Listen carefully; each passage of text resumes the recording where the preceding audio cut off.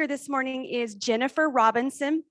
She is a certified women's health nurse practitioner and dual certified as a certified nurse midwife. She specializes specifically in contraceptive care and specifically in our adolescent patients. So she's been doing that at UNM for the last 7 years. She currently serves as the director of a clinical training program specializing in LARCs. So you guys all know that that is the wave of the future, the long-acting contraceptives. So she's working on a mentoring program, doing a lot of outreach in the community. So if you need assistance with LARCs, she's your girl.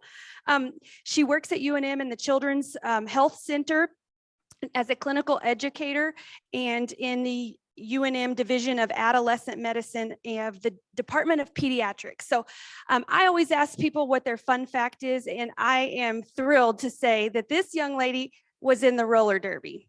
And her roller derby name was Midwife Crisis. So without further ado, please help me welcome Jennifer Robinson.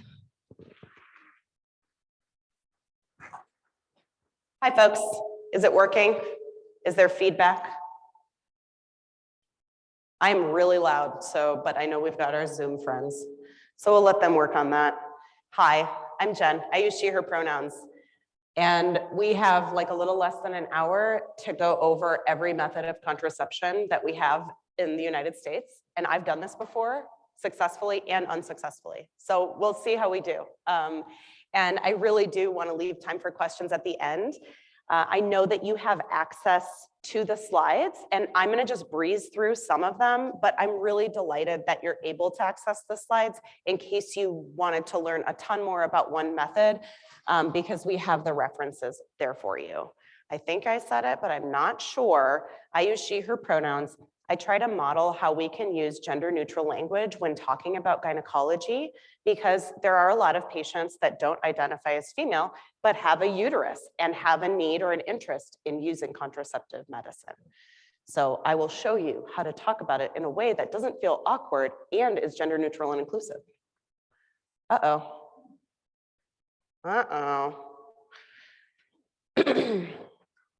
So the LARC mentoring program is, let's see.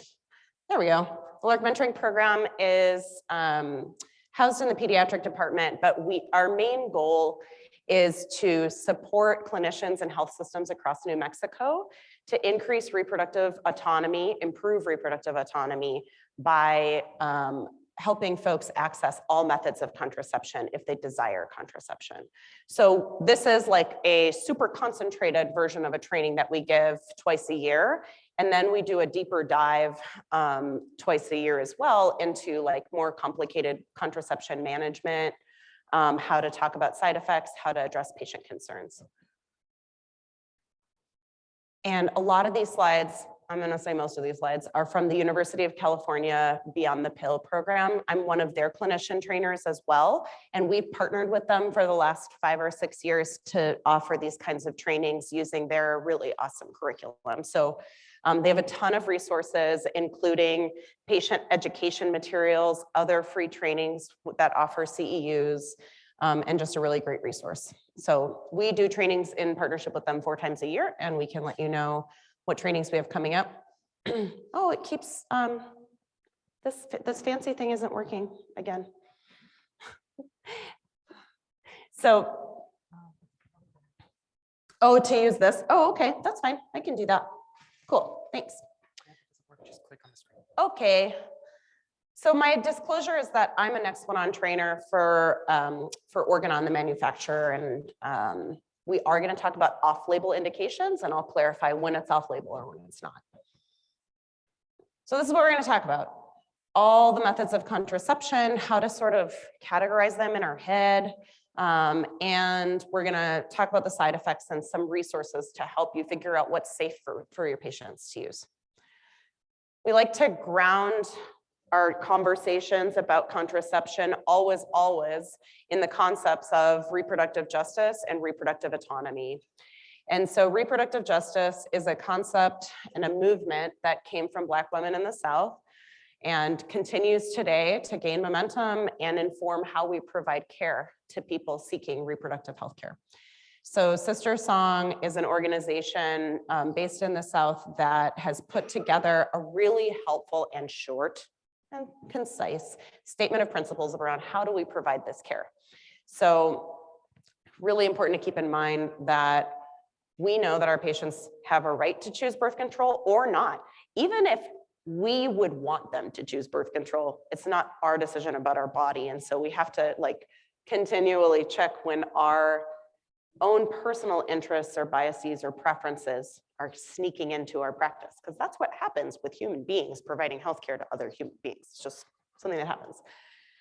So we also know people who seek contraception for reasons other than preventing pregnancy also deserve access to that care, right? And we'll talk a little bit about what are some of the non-contraceptive benefits today. And people also have the right to have their IUD or implant removed at any time for any reason. So we'll talk a lot about that. And I told the folks that came to the workshops on Wednesday where we did IUD and implant training that it's something that I just say all the time. You can have this out at any time for any reason. And it's not my job to stand between you and what you want. If you have something physically in your body that you don't want to be in your body anymore, I can help you with that. Or if it's not part of your practice, I can help you get where you need to go for that. Oh man, is this part not going to work either? Oh, good. Okay, here we are. So I'm going to be real with you all. I had like no idea that I was being coercive in my contraceptive counseling until I started being trained in this curriculum. And I was like, oh my gosh, I was letting my biases come in, and I probably still am because I'm a human, but I'm more aware of it now. I was maybe looking at a patient and thinking, oh man, I'm really stressed out that this person's gonna get pregnant. It's really gonna impact their life. And so maybe I was like getting a little more sparkly when I talked about the more effective methods, right? Like that can be coercive if we seem more excited about something than maybe what our patients are. And so there's like, from refusing to take out an IUD or implant, or like denying someone contraceptive care, and then like the historical and unfortunately still present day events of forcing someone to use contraception or sterilization without their consent, that's like kind of more obvious than if we're just like really sparkly talking about something that we really believe in, and like really want to make sure that patients aren't being asked every step of the way, do you want birth control today? Do you want birth control today? Do you want birth control today? Right? Like, because by the time they get to us, the clinicians, they might just be like, gosh, yes, fine, whatever. And we know people have been like, I'm accepting birth control because I want people to stop asking me if I want it. So those are just some examples of what we try to avoid by just bringing awareness about our own human experience in providing this care. So there's no preferred duration of method use, right? So I always tell my patients, if they're getting an IUD or implant, they can get it out at any time for any reason, including tomorrow, next week, next month. If they don't like it, they don't have to keep going with it. It can work. Some of the IUDs can work for, anywhere up to 7 to 12 years. We'll talk about it, but that doesn't mean they have to have it in that long. We know there are so many barriers to accessing care. You all know from providing care in New Mexico, right? It's just like barrier, and that's what healthcare is right now, especially in a low resource state. So there are even more barriers to people getting their IUDs and implants out and to initiating contraception in general, right? But we just wanna not be contributing to further barriers, which I know we all share that, that mission to breaking down barriers to care, because that's what we do. All right, so I already said that third point like a million times already. So it's normal and common for people to switch methods. It's really something that takes a while, and what might have worked for someone back in the day doesn't work now, and that's that. Oh no, see, now it's working too well. Okay, here we are. Okay, I like giving examples of what I did in the past that I think could have been better, and now I try to do better. So you might have heard about these concepts of explicit versus implicit bias. So my friend Connie, who's a health educator for the Beyond the Pill program, and I, when we present this together, she loves to give the example that she has an explicit bias against dog people And I have an explicit bias against cat people, though cats are fine, they're fine. They're just not as good as dogs. So that's explicit. We know that about each other. She talks about how she would go on dating apps and she'd see pictures of people with dogs. She'd be like, next. So that's explicit, right? We know that. Implicit is something that is guiding our behavior and how we talk to people in a way that we're not aware of. So the example I love to give about how naive I was when I started working with adolescents in a more focused way, like 7 years ago, was I had no idea that adolescents would want to get pregnant or be kind of on the fence, like, oh, let's just see what happens. Maybe it would be okay. Maybe I'd be okay getting pregnant. I just didn't know that that was like a thing, that people could be that way. So I was meeting every adolescent and guiding my care with the implicit bias that they would want to prevent pregnancy at all costs, like I did when I was an adolescent. Because for me, in my life, that was like something I did not want and was really scared of. And so just so grateful forever for my patients who told me, you know, miss, I kind of am like, okay, if I get pregnant. I'm like, what? That's a thing? So it's a thing. You all probably already know that, but it took me a while to like get on the same page. So it helped me back up and be like, oh, tell me what your goals are for today. Like, how do you feel about getting pregnant? There are a bunch of ways to ask these questions. The CDC has amazing guidance. I'm not going to go down a rabbit hole about it, but I will tell you it's really exciting and awesome that the CDC updated their taking a sexual health history in a way that really helps give us examples of how we talk about people's pregnancy hopes, dreams, desires, and really, really helpful to kind of use those resources to take a step back and think about, are we asking these questions in a way that shows that we have no idea where they're coming from? I'm using myself as an example. And now I know more. Okay, here's our whirlwind tour of contraception. Before we get started, I want to see a show of hands. Who has ever used or heard of the US medical eligibility criteria for contraceptive use, or the app is CDC Contraception? All right, friends, it makes me really happy to see any hands raised. So this is my favorite resource. It's free. It's updated every few years. There will be an update coming in the next year. So this, the medical eligibility criteria and the selected practice recommendations in the free app that's called CDC Contraception, those two resources are linked. And I would recommend, if you don't have the app, to just download it or whatever, upload, download, put it on your phone if you have the phone.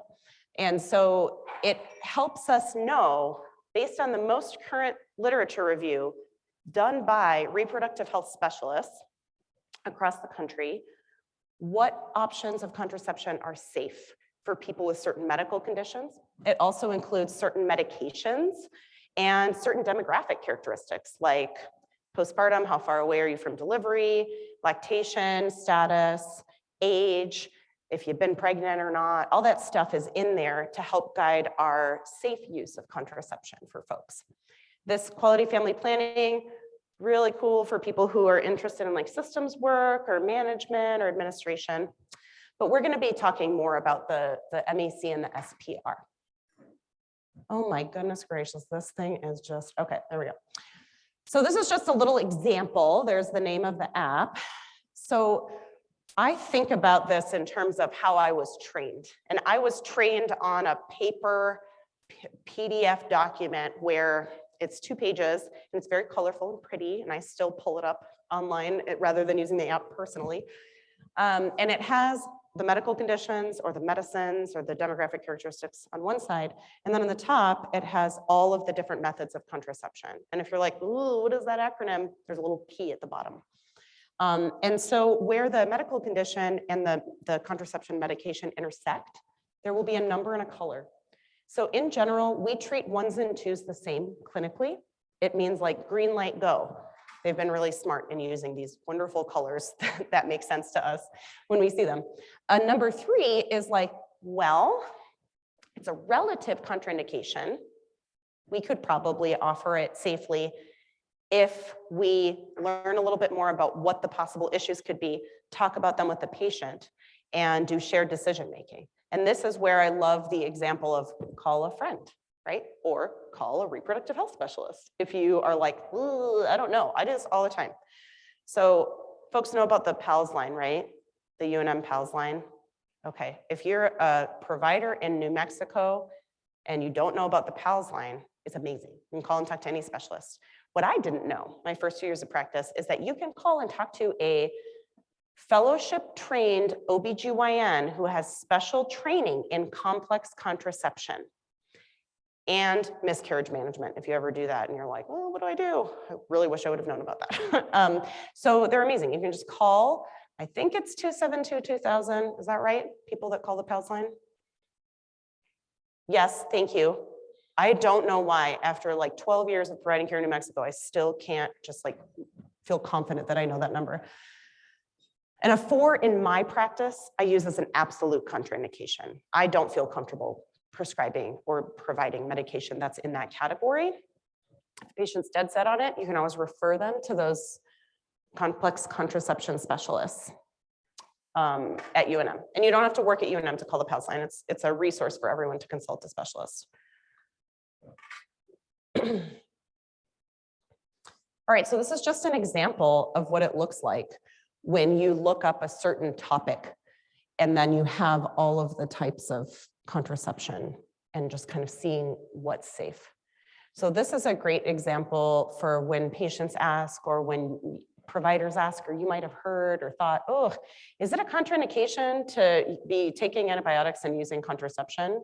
Well, only if you're using the big guns here, and really only if, better on the bottom there, and really only for the combined hormonal methods, pill, patch, and ring with estrogen and progestin, or the progestin only pills. For those antibiotics only. In general, all other antibiotics do not interact with contraception medication, okay? So that's just an example of how we can use this resource.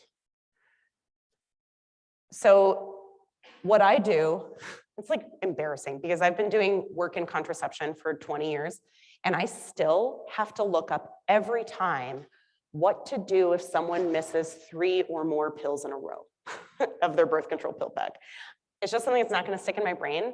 And so I always Google CDC missed oral contraceptive pills and I pull up their resource and it's from this document.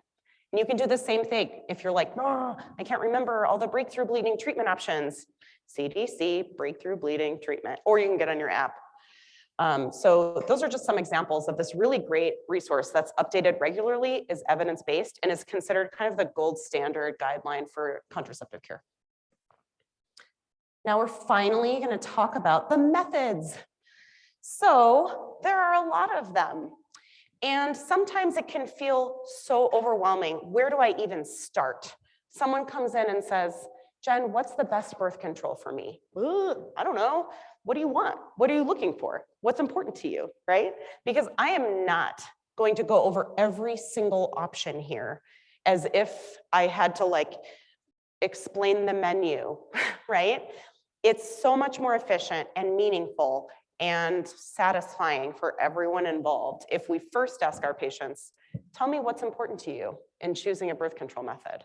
Because I'm not going to be able to tell you what's best for you. I can guide you towards what will help you meet your goals based on what the options are. But I can't just be like, IUD, you implant. Like, you look like you need pregnancy prevention. Let me stick this in your arm, right? Like, that's not how it works. So you can see there's like a big old pie there, and you might be noticing how it could be divided, right? We've got all these non-hormonal methods on this side. And then we have the hormonal methods that can be further divided into a little, another piece of pie where there's the combined estrogen and progestin methods, and then the progestin only. Let's see if I cut out the animation. Yeah, my friend that makes these slides has all these animations that stress me out, so I cut them out. Anyway, so just imagine the division of the pie happening. And I'll show you how it breaks down too. This is the whirlwind tour.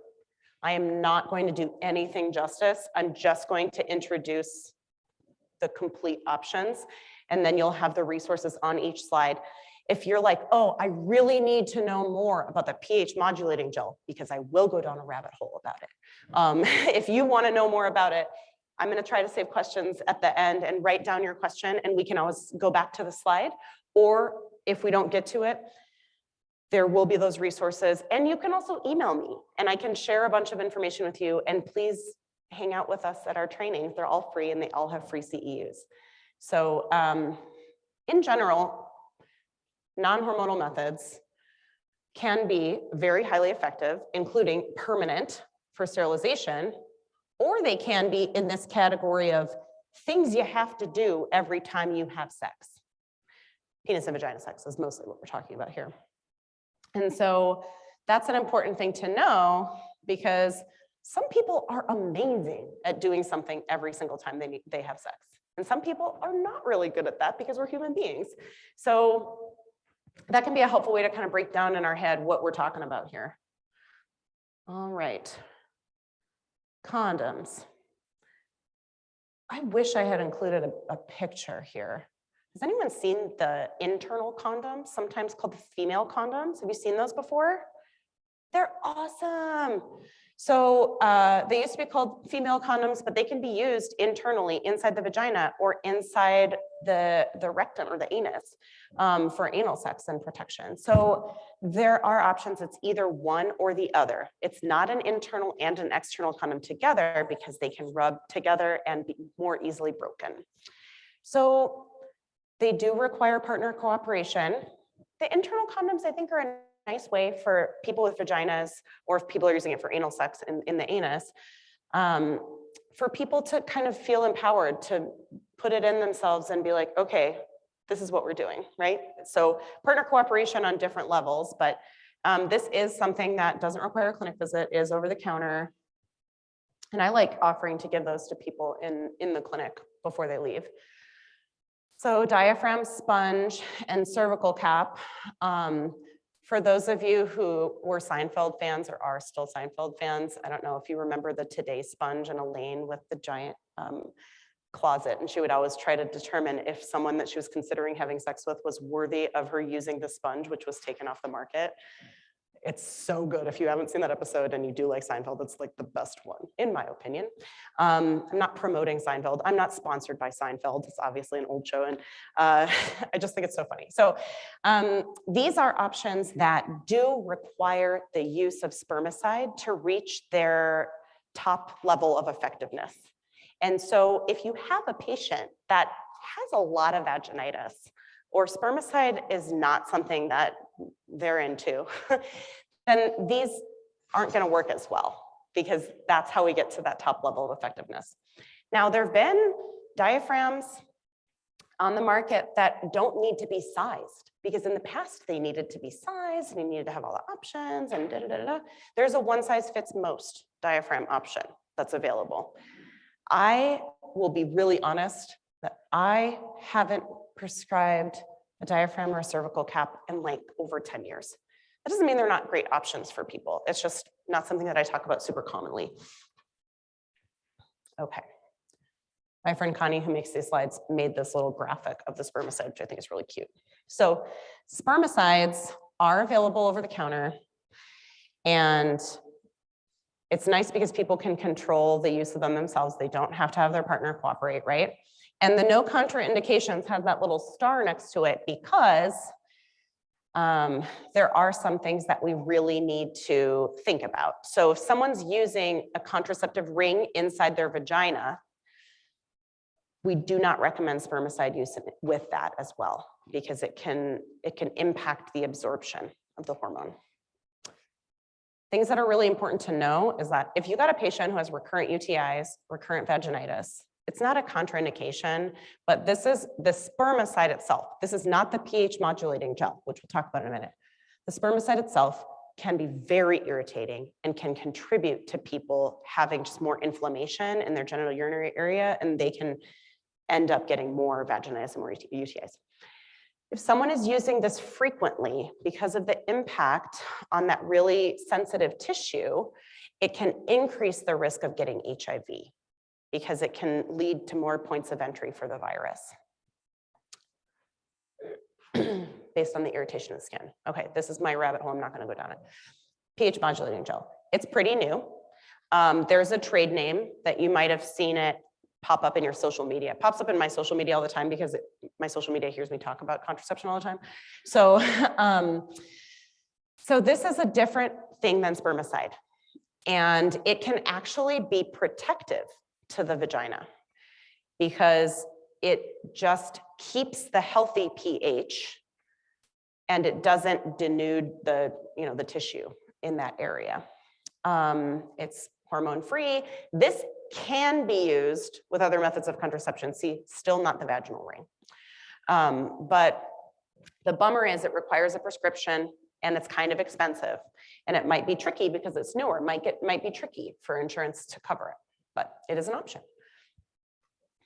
Okay, so this is just for your reference. So the spermicide does need to be applied prior and the pH modulating gel does not. Here's a really exciting thing is like the protection versus the denuding. And so if someone's gonna have sex, penis and vagina sex is what we're talking about. Again, after they had sex, where they used one of these methods, they have to reapply every time. Okay, this is my other rabbit hole that I go down, that I'm not going to today. So fertility awareness-based methods, sometimes people call this different things, right? People won't always call it this. They can call it natural. There are all these different like subcategories and types. So natural family planning, people say the rhythm method, those things aren't like synonymous, right? And I'm wondering if you've heard this joke that people say that's actually super disrespectful to people who use this method quite well, actually, some people can. Have you heard of, what do you call a patient who uses the rhythm method? Have you heard that before? And the punchline is pregnant. But here's the thing, like, sure, it's not as effective as some of the other options we have, but I have a ton of patients who have used this for religious reasons, for personal reasons, for whatever. That's just what works for them, and it works great for them. And so how I feel is this is something that I can't control, right? I'm not gonna be there with you every day, like checking your cervical mucus and whatever, and like taking your temperature, like however people are doing it. But I think that it deserves more respect than it gets, and recognition that this is something that we don't have time in our clinic visits usually to go over in detail how to do this correctly. So it's important to know it can work quite well. There are things that can impact people's fertile windows. I'm not going to go in a rabbit hole, but gosh, I could just talk about this. If anyone wants to go out to coffee and talk about this, I'm happy to. So the one thing I will say is there are all these apps, right, that I love. I think it's so amazing for people to get more information about their bodies. But I do get like really irritated when the apps are like, you're in your fertile window. Now, if you're tracking your cervical mucus, and you're whatever, like really sure, it can give you a range, it can give you an idea, but like not every app is going to be tracking all the signs of fertility the same. And if it's just guessing because it thinks everyone ovulates on day 14 of their cycle, which is not the case, then it's possible that people could be like, oh, I'm in my fertile window, I know, I'm not in my fertile window right now. Those apps are not gonna tell you what's happening inside your body all the time.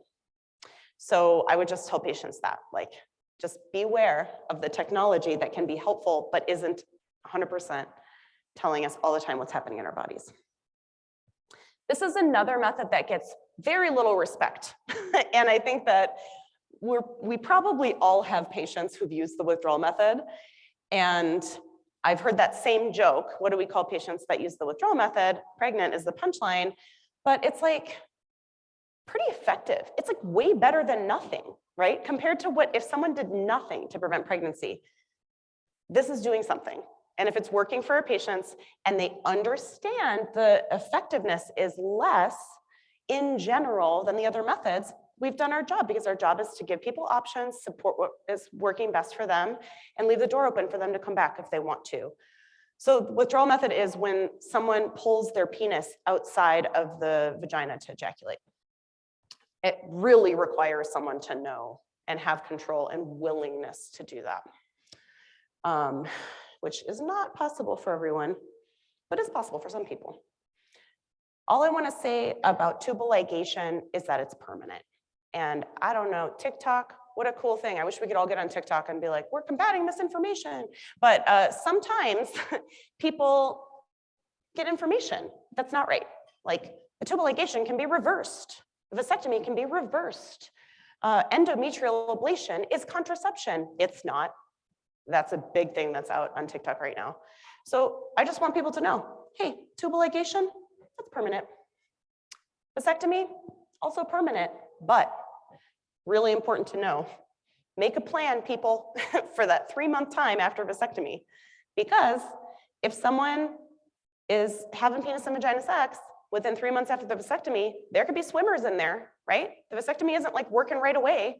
And so people can still get pregnant in that time frame, right? Permanent vasectomy with that caveat. And then there's the possibility to do the semen analysis to make sure that there aren't any sperm still swimming around. Okay. I am not going to like do the interactive thing that I like to do usually with this because I want to make sure that I don't neglect the other methods. But I want us to just reflect on what we've heard our patients say. Why might someone not want hormones? I'm going to tell you a personal example, which I was a guest on the Unladylike podcast in the fall. I don't know if anyone has heard that podcast. No, it's so good. So I was a guest talking about birth control, and I was like, oh, wow, this is like a national podcast that I just like told everyone what my problem with birth control is personally. And anyway, so I'll use myself as an example again. And if you want to hear more about it, you can listen to that podcast episode. It's from November, I think. And the podcast name is Unladylike. So I said, I don't want hormone birth control for me in my body because I become an absolute monster on birth control. Like cranky, angry, anxious. It doesn't work for me because of that side effect. And that's real. I really experienced that. Does that mean I tell all my patients, whoop, no hormones for you because you're going to become a monster? No, most people are fine. I'm unlucky. But it helped me believe people when they say, I'm a monster on this. I'm like, I believe you. Let's talk about how we can help you, right? So that's just one tiny example of why people might not want hormones. Now, people might also have been told you can't have hormones because you have a medical condition. That's where we can use our medical eligibility criteria to see, because maybe they can't use estrogen, but they could use a progestin method that doesn't have estrogen. So it's important to find out why. Tell me more about why you're not interested in hormones. So if it is a misinformation and they want information, we can help bridge that gap. The last, I think this is the last one. The last non-hormonal method I'm going to talk about is the copper IUD. We have one copper IUD approved by the FDA. It's called the Paragard. You'll notice it says works for at least 12 years on here. The FDA approved duration of effectiveness is 10 years. The evidence-based off-label duration of effectiveness is 12. I was delighted when I got my most recent Paragard IUD. I am not saying that this is the best method for everyone. It just works for me. When I got mine, and I was a elderly prima gravida or whatever, I had my first baby when I was 36, I think. And so they put in this IUD and they said, if you want it, you can keep this in until menopause. And so off-label use, extended duration of effectiveness that's based in research is that for people 35 and older, if they get this in, they can keep it until menopause and expect the same level of contraceptive effectiveness, which isn't 100%, but it's really darn close. It's the only highly effective reversible non-hormonal method. And we've been using it off-label for decades as emergency contraception for people that have penis and vagina sex and want pregnancy prevention afterwards. This is something that can prevent sperm and egg from meeting. It prevents pregnancy. It doesn't cause an abortion for emergency contraception, and it's highly effective. Okay, there are other options for emergency contraception. So the one that people are very familiar with is just one progestin pill, commonly known as Plan B, but there are like a million generic equivalents. That's just progestin. All it does is it tells the body, hey, don't release an egg in the next 5 days because there's sperm around here. Like, just stop. And so it's not like causing an abortion or anything like that. Ella is a different oral emergency contraception. It's a little bit more effective at days 4 and 5 after penis and vagina sex, and works for people about up to 190 pounds, whereas the oral levonorgestrel loses its effectiveness, not to 0, but less effective in people over 165 pounds. Now, the breaking news in reproductive health is that the 52 milligram levonorgestrel IUDs can also be used as emergency contraception, off-label. And the Reproductive Health Access Project, which is listed as a resource in the later slides, has awesome algorithms to help you figure out with your patient's history what emergency contraception options are safe for them. And it includes this relatively new evidence-based but off-label use of the 52 milligram levonorgestrel IUD. Oh no, what happened? Did I go fast? Yeah, okay. So remember, this is the slice of the pie that's on the hormonal side, but this is just progestin only, okay? So we're talking hormonal IUDs, contraceptive implant, the injection, and the progestin only pill. And so there are way fewer contraindications to these methods. They are, for most people who are lactating, breastfeeding, chest feeding, body feeding, right? Those are all the kind of inclusive ways to talk about that. They're safer right off the bat than the estrogen-containing methods for people who are lactating. Okay, and then there are those non-contraceptive benefits, like decreased pain with periods, decreased amount of bleeding, though not necessarily less often bleeding, which we'll talk about. Okay.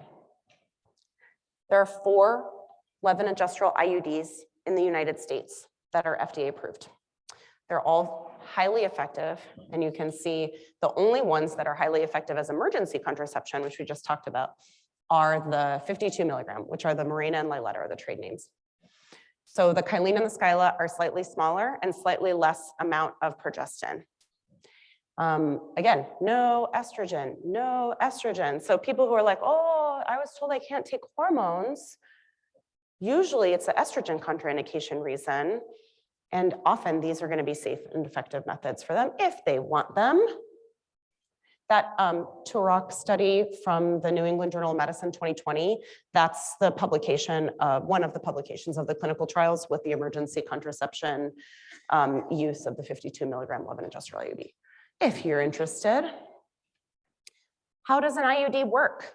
It doesn't cause an abortion because it doesn't hurt a pregnancy that already exists. That's not the way it works. The way it works is whether it's the copper or the levonorgestrel, it prevents sperm and egg from meeting. And if you're like, well, how do we know that? All those studies, you can read them yourself. It's something that does not disrupt a pregnancy that already exists. It prevents it from happening. And then the levonorgestrel IUDs work the way that a lot of progestin-only methods work, by thickening the cervical mucus, in addition to just making kind of an inflammatory environment where the sperm are bad at swimming and fertilizing. Okay, so you might be like, I am like overwhelmed about the idea of putting in an IUD. There are all these steps, and I don't really even know how to find a cervix on an exam because we hardly do them anymore with the new guidelines for cervical cancer screening and da-da-da-da. I think it's gonna work. Okay, but I want you to feel empowered that even if putting in an IUD feels overwhelming, taking one out is pretty straightforward. As long as you can find the strings and you can find the cervix with a speculum. So you put a speculum in, you visualize, and you take a ring forceps, or that's my favorite thing to use, a ring forceps with the little grippies on them. Okay, let's see what it looks like. Let's see if I can actually figure out how to do this. Okay, is it happening? It's not happening. But that's okay, because I will be the ring forceps. Are you ready for this? Okay. All right.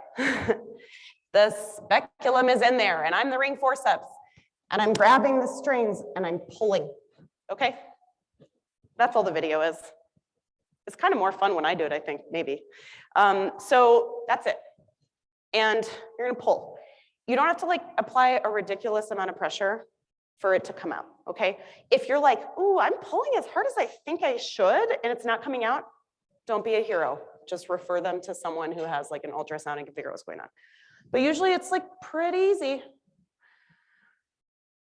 We want to be able to help people access their care. Oh no, okay. Did I already go over all this information? Well, basically I just want you to see that the IUDs as emergency contraception maintain their effectiveness for people of all body sizes. And I kind of already talked about how the oral levonorgestrel loses its effectiveness after certain body sizes, and then the Ella as well. Okay, we only have one contraceptive implant FDA approved in the US. It's FDA approved for 3 years of use. Evidence-based duration of effectiveness is 5 years. That means it works just as well based on research for 5 years of pregnancy prevention as it does for 3. The off-label extended evidence-based duration of effectiveness is 5 years. That's what I counsel around both. In my practice, I say, all right, look, remember, you can have this out at any time for any reason. And it's FDA approved for 3 years. But the research shows it can work just as well to prevent pregnancy for 5 years. So it can work that long. You don't have to have it in that long. If you don't like it, I'm here to help you take it out. It's almost 100% effective. It thickens that cervical mucus, prevents ovulation, especially in the first few years. People can ovulate and have like cyclic changes that aren't necessarily bleeding towards the end of the duration of effectiveness, but it doesn't mean it makes the pregnancy prevention work less well. It just means people can have different bleeding patterns and a return to ovulation later in the time of having it in, but that thickened cervical mucus pregnancy prevention is still there. Does not affect bone mineral density like the depot can, the injection. And it's now radio opaque, so you can see it on X-ray. For people to put in and take out the next one on, they have to attend a 2-hour-long FDA mandated training. It can be really hard to like make that happen. If you, and I'm not saying this because I'm promoting myself because I'm a trainer, I'm saying this because it's a huge access issue. If you or people in your practices or your community want to be trained, you can reach out to Rachel and she can put you in touch with me, or you can reach out to me. It's not, I'm not saying that I would be the trainer, but I just know that there's nothing like this for any other method of contraception, other than like, you know, whatever, tubal, but for reversible contraception, this is the only one that requires FDA-wise the training from the manufacturer. So if you need help with that, or you need help or want help with other skills related to contraception, that's my job. So please reach out to me. This is for your reference. Those who got to hang out on Wednesday night know that they've updated where we put the implant in. It's no longer in the sulcus. Now it's overlying the triceps muscle. If you want more information about that, please reach out to me. And that's just here for your reference, okay? Next one on removal. I was bad at it when I first started this. And now I've learned all these tricks to make it one of my favorite things to do. So if it's something that you do and you struggle with, you can always come to a training and we can always just refresh skills. And the rep actually can go and like help refresh those skills too. But if you're like, no, I just need like to know what to do to make it less awful, this video is amazing. It helps show an instrument-free style for removal, and it makes it just faster, less invasive, and more fun. So just know that that's out there. All right, we got 15 minutes left. It's totally fine. We're gonna get through everything. It's cool. Did you know there's a subcutaneous depot that people can inject on their own at home? It's so cool. It's not always approved by insurance, which is really annoying, but it's an option. And depot is intramuscular every 3 months. This is the method that I tell people, I can't take this out of your body. Like, yes, you can stop using whatever method whenever you want, as long as it's a reversible method, but once this is in your body, I can't like take it out, right? So just know that, like you wouldn't have to continue with it, but the effects could continue even beyond the 3 months, right? Have you seen people coming in and they're like, well, my period's really weird after I use the depot. And some people are like not having that side effect, but it's important to let people know kind of what they can expect. And that's something they need to come in for, or if they do the sub-Q depot at home, just teach them how to do a shot. Progestin only pills, I actually use all the time in my practice. Some people call them the Minipill. And I just see a lot of people with contraindications to estrogen, like they come to me because they have medical complexity and I help figure out kind of how to get them what they need. So the main side effect is only half of people on this pill are going to have a regular period if that's what they were having before. The progestin only pill that is the most commonly prescribed, the norethindrone, doesn't have a placebo week. So it's just the same pill every day. So half of people, regardless of not having a placebo pill, are gonna probably have like a more regular bleeding pattern because they could still be ovulating on this. Half of people still ovulate on the progestin-only pill, but it thickens the cervical mucus to prevent sperm from getting up. And so that's important to know. So you'll see there's the 24/4 regimen. We'll talk about what is that? Well, there is a new-ish progestin-only pill called Slind is the trade name. It's only Slind. There's no generic equivalent because it's so new. It's a different kind of progestin called drospirenone. And what's different about Slind is it's more expensive, it's new, insurance is less likely to cover it, though it is on the formulary for some insurances. So I was really excited when I saw that. It works a little differently. It does more reliably suppress ovulation. It does have 4 placebo pills. And so people would have less breakthrough bleeding and would have a more predictable regular period on this newer drospirenone pill. And the circle is indicating the most important thing to talk about. If people are taking the Minipill or the norethindrone progestin-only pill, they have to take it within a 3-hour window every day. There's less forgiving kind of like, oh, you're like, you know, a day late, that's fine. Because the return to fertility can be so quick. So to maintain its level of effectiveness, that progestin-only pill needs to be taken within a 3-hour window every day. For the Slind or the drospirenone pill, it has the same like level of forgiveness as the combined oral pills, which is 24 hours. So people can kind of be a little loosey-goosey with taking that one and still expect the same level of effectiveness. Okay, here we are. We're gonna make it. I'm gonna talk about all the methods. 10 minutes, I got you. I know that we're gonna have time for questions even somehow. So the oral contraceptives with estrogen and progestin, the patches and the contraceptive rings are the combined methods with estrogen and progestin. So these are awesome at treating cramping, decreasing amount of bleeding. The big benefit I see for patients that I take care of is you can get a more predictable bleeding pattern on this. This is gonna be one that is most quick at stopping bothersome, irregular bleeding. And if someone chooses to do the placebo week or ring-free week, and we do recommend the patch-free week, they can have monthly bleeding that's predictable. But there are more contraindications. Oh my gosh, I swear. I wish this pointer was working, but it's okay, it's all good. Okay, so remember that medical eligibility criteria, the CDC Contraception app. This is just a little summary. It's not a comprehensive list, but it's kind of like the ones you'll most commonly see in clinic. These are the contraindications to using these combined methods. The one I see missed the most is migraine with aura. I have a ton of patients with migraine and aura that come in and they've had combined hormonal contraception prescribed to them.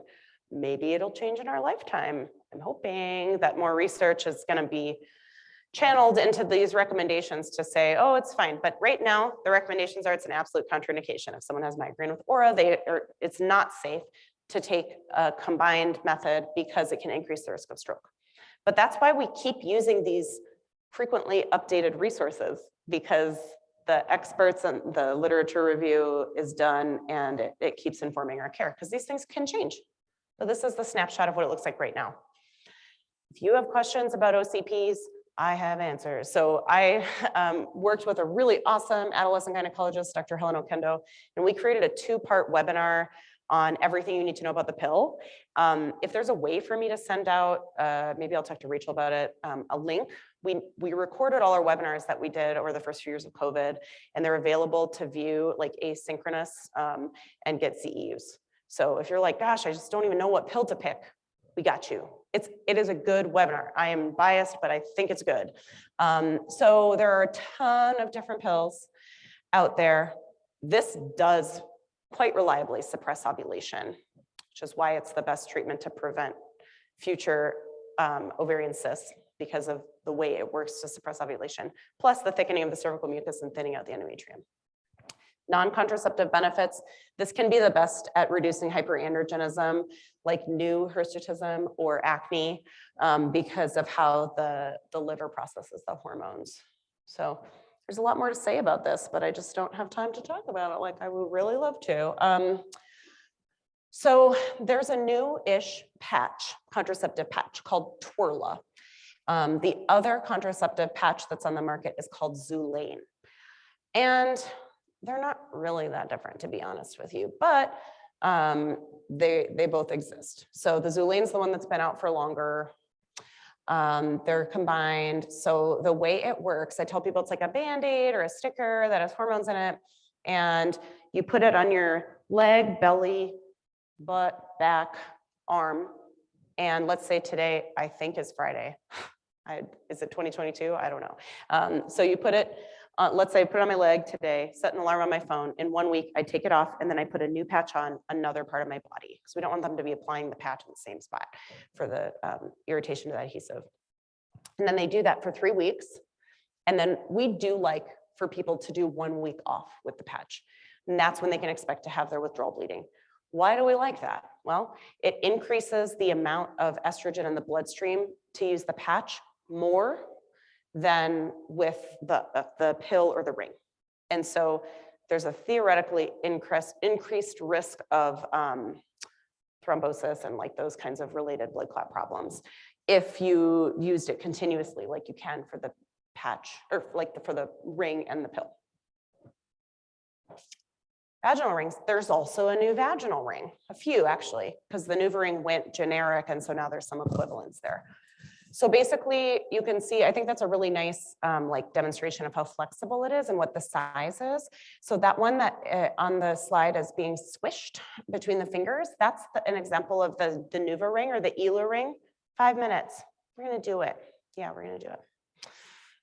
And that wider kind of thicker ring is Anovera.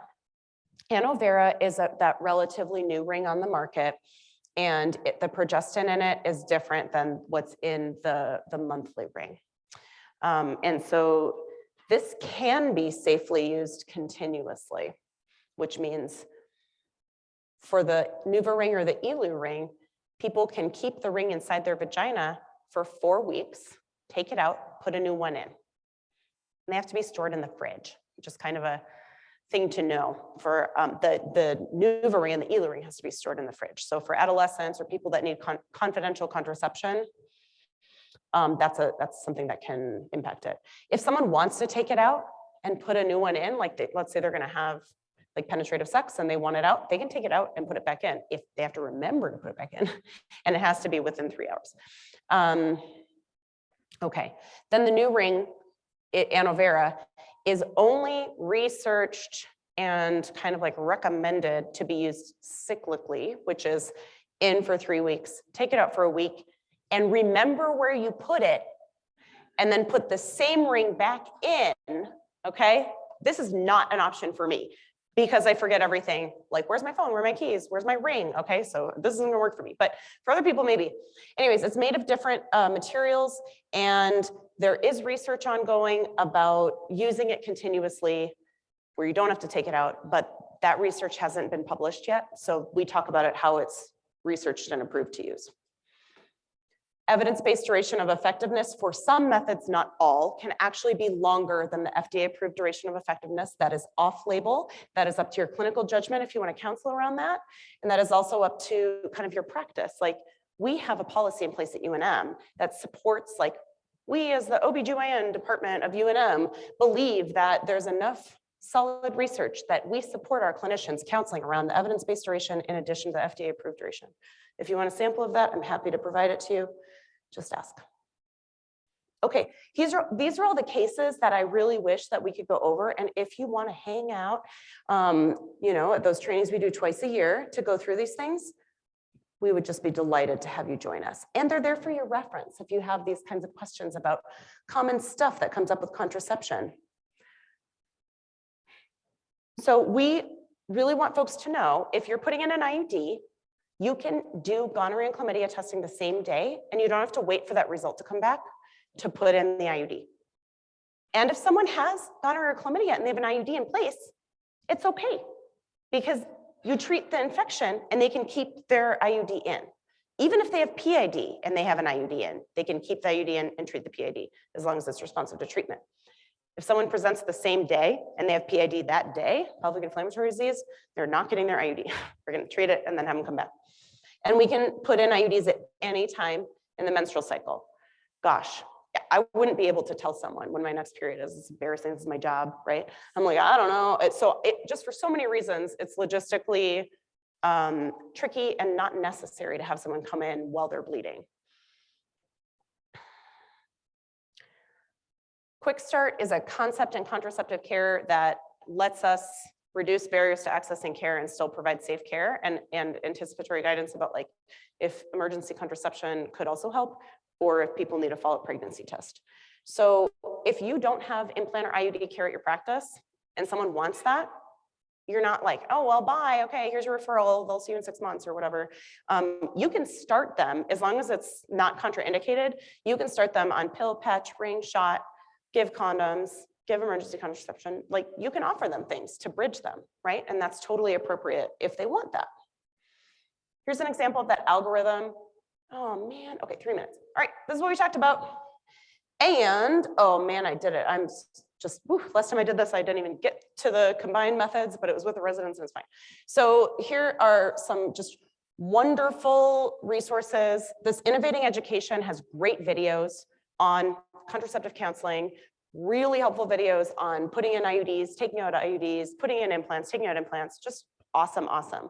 The Reproductive Health Access Project, reproductiveaccess.org is like my favorite go-to for patient handouts, for algorithms, for providing any kind of reproductive health care. It's just awesome. Okay, now we have like a hot minute for questions. Does anyone have any questions? And you need to talk into the microphone, I've been told. And there is a microphone somewhere, and I don't know where it is. Oh yeah, look at her. There's the microphone helper. Or you can just shout it out and I can repeat it for the Zoom friends. Yes? The very good question. Do I use sedation for IUD placement? So I don't have that available in my clinic. It is certainly an option that is very appropriate for some people. The UNM Center for Reproductive Health offers conscious sedation for IUD insertion. And then in our IUD practicums that we offer through the LARC mentoring program that are 2 hours and there's free CEUs, we talk about different pain management strategies. So it's not part of my personal practice because I don't have that in my clinic, but it is certainly an option that exists in the state of New Mexico. Yeah. Any other questions? Yeah. It's okay. I'll just repeat it. That's fine. If you don't, if the mic's intimidating. Do you know of any future or research-based contraceptive for male coming down the line? Oh my gosh. Like, isn't it time, right? You know, we've got the condoms, we've got vasectomy, we've got withdrawal. Partners can be involved in fertility awareness. I just don't, time is up.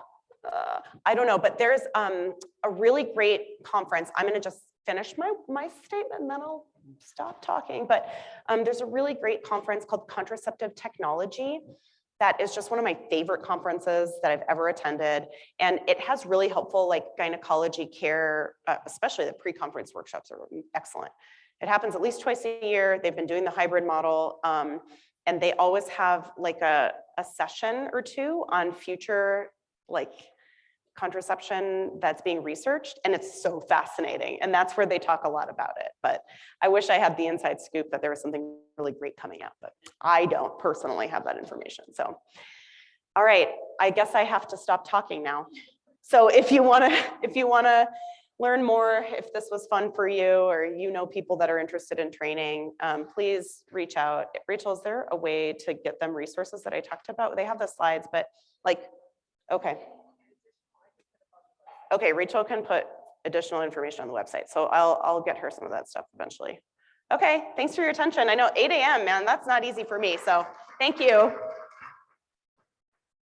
Thanks so much, Jen. And if anybody has any additional questions,